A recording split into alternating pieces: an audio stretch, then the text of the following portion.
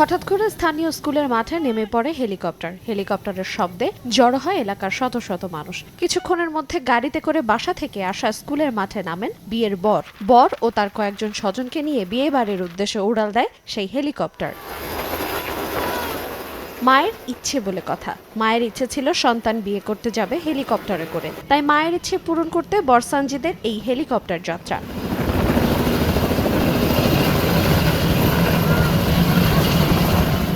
কিশোরগঞ্জ শহরের বয়লা এলাকার মরহুম আলহাজ মাহতাবউদ্দিন ও মোসাম্মদ রেহানা আক্তারের একমাত্র ছেলে মাহমুদ হাসান সানজিদের সঙ্গে বিয়ে ঠিক হয় একই শহরের মোহাম্মদ জালাল উদ্দিন ও মোসাম্মদ লতিফা বেগমের একমাত্র মেয়ে লামিয়া সুলতানা তোরার সঙ্গে।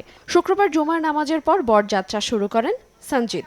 মাত্র ৫ কিলোমিটার দূরত্ব পাড়ি দিতে চড়ে বসেন হেলিকপ্টারে। বর সঞ্জিত জানান, মায়ের ইচ্ছে পূরণে এই উদ্যোগ নিয়েছেন তিনি, আর নিজের বরের হেলিকপ্টারে উড়ে আসায় খুশি কনে তোরাও।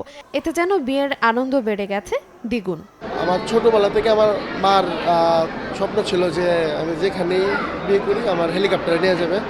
তো মার স্বপ্ন অপেক্ষা করা, তারপর ফ্যামিলি, সবার স্বপ্ন এটা ছিল। তো আজকে সবার স্বপ্ন পূরণ করতে পারলাম, তো নিজের কাছে অনেক ভালো লাগতেছে। স্পেশাল একটা দিন, অনেক ভালো লাগতেছে। সবাই আমার জন্য দোয়া করবেন।